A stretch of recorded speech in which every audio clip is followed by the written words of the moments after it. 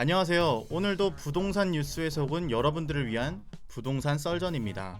자, 오늘의 주제는 내 집 마련이 쉬워졌나요? 입니다.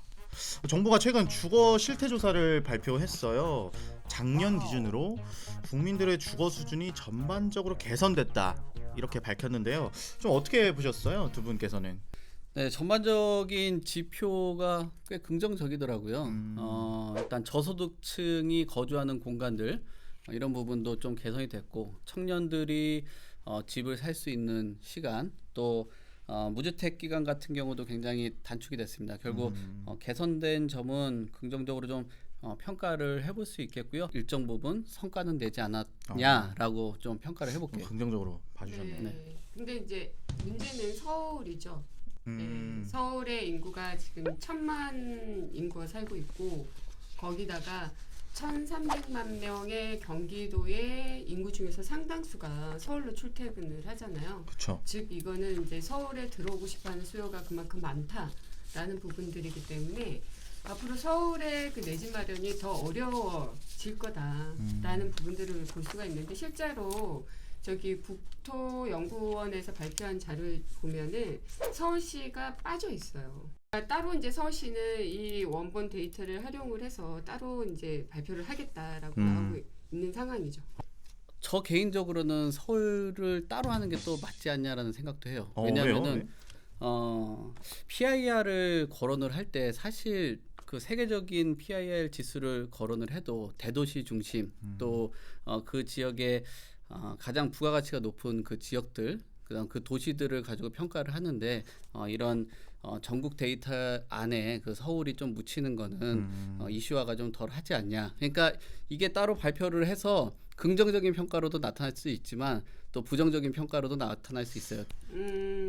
송 대표님 말씀도 맞아요. 그러니까 저도 이제 서울은 개별적으로 발표할 필요가 있다고 보기도 해요. 왜냐하면 이제 다른 지방과 광역시와 그리고 경기도와 서울은 괴리가 좀 크잖아요. 그래서 그쵸.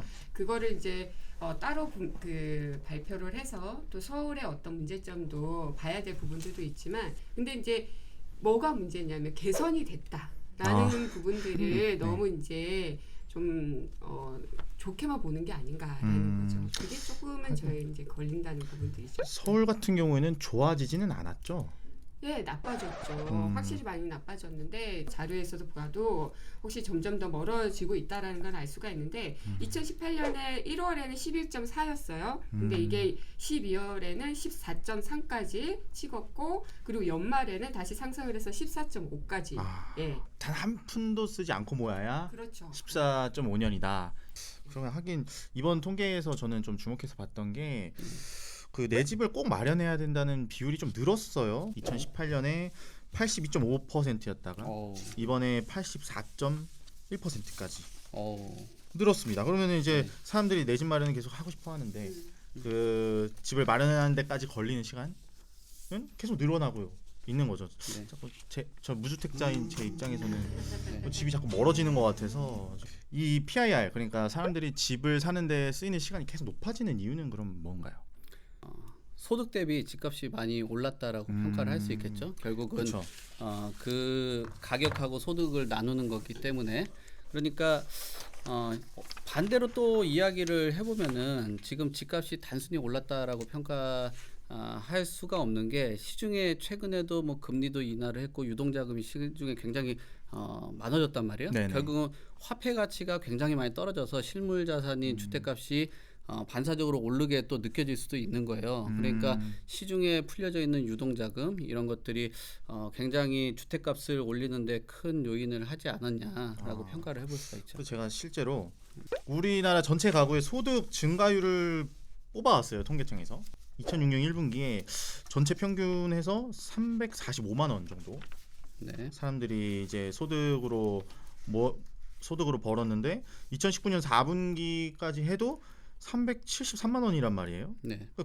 거의 늘지가 않았더라고요. 그러니까 집값은 뭐 수억 원씩 올랐죠.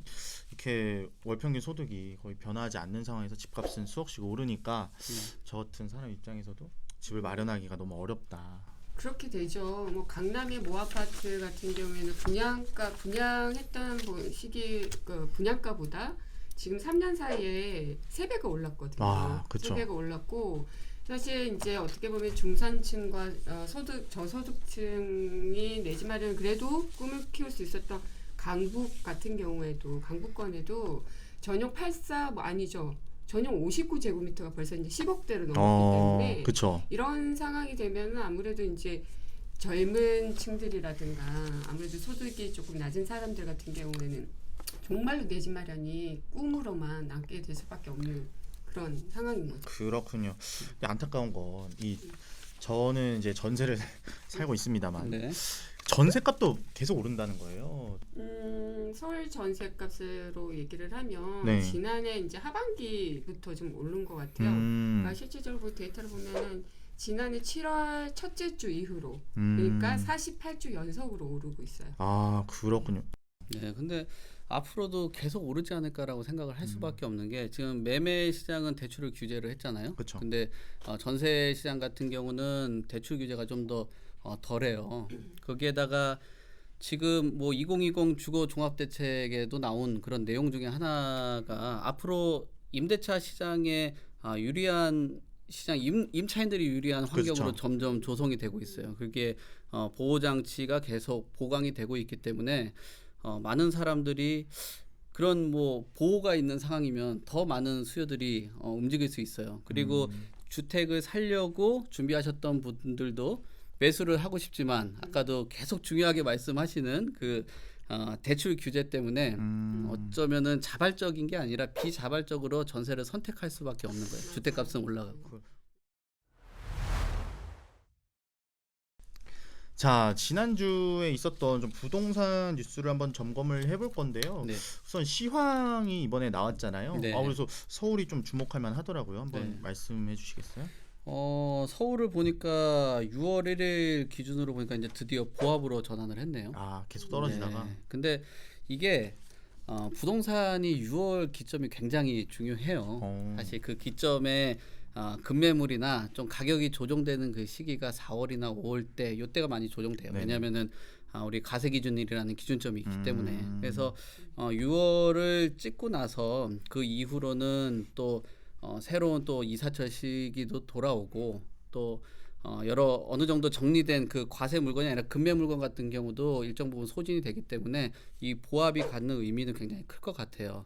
다만 좀 우려가 되는 거는 이 상승을 한다라고 단언하기는 굉장히 어려운 게 시장의 일정 부분 아직도 규제는 있기 때문에 그 지역별로 또 신규 주택 아니면은 장기 투자를 할 수밖에 없는 여건이 재건축 시장 이런 것들은 절대적으로 분리를 해서 보셔야 될 것 같아요. 그래서 이런 그 시장의 통계표 전체적인 그 지수나 변동률만 보고 시장을 6월이 딱 접어들고 바로 단언하기는 좀 어렵다. 그래서 근데 6월 1일에 보합으로 이제 전환을 했다라는 거는 서울 시장에서는 굉장히 큰 의미로 받아줄 수밖에 없어요. 왜냐하면 6월 달도 마이너스 변동이라고 했다면은 이 장이 굉장히 좀 장기적으로 갈 거라고 생각을 저는 했거든요. 네네. 근데 보합을 기록을 했기 때문에 분명히 조금 그 유동이 있지 않을까라는 생각을 합니다. 수현님 어떻게 보셨어요? 변동률뿐만 아니라 그 매수 우위 지수랑 매매 거래 지수까지도 좀 높아졌어요. 그러니까 그래요? 매수 우위 지수가 5월에 59.6으로 지난달에는 58.3이었거든요. 굉장히 많이 올랐죠. 그러니까 그리고 매매 거래 지수도 지난 4월에는 10.0이었는데 5월에는 14.6으로 상승을 했죠. 이 부분들이 그 변동률도 그렇고 그리고 매수 우위 지수가 이렇게 높아질 수밖에 없는 상황이라고 봐요. 저번 시간에도 좀 살짝 말씀을 드리긴 했지만은 시장에 매물이 없잖아요. 그렇죠. 매물이 없는 상태에서 일부 매물들이 거래가 돼버리고 매물이 잠김이 되다 보니까 그 한 번씩 나오는 매물들이 당연히 또 기대감이 반영이 돼서 호가가 높아져서 또 매물이 나오다 보니 당연히 지금 상황에서는 이렇게 올라갈 수밖에 없는 상황이죠. 그렇죠. 그리고 저희 마무리하기 전에 저희 소중한 댓글이 달렸어요. 네. 인천 집값이 어떻게 될까요? 라는 어떤 분이 질문을 주셨는데 한번 그거에 대해서 말씀을 한번 해주신다면. 우선 뭐 인천도 전체적으로 좀 보기는 어려울 것 같아요. 지금은 사실 너무 핫하잖아요.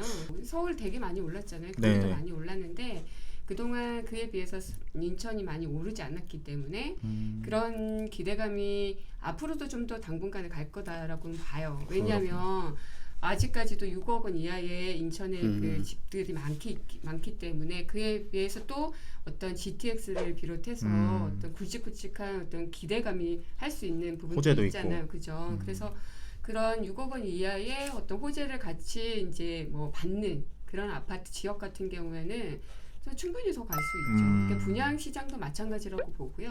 분양 시장도 뭐 분양가 상한제 전후가 좀 달라지긴 하겠지만 아직까지도 새 아파트의 기대감이 더 크기 때문에 좀 더 가지 않을까라는 생각입니다. 저는.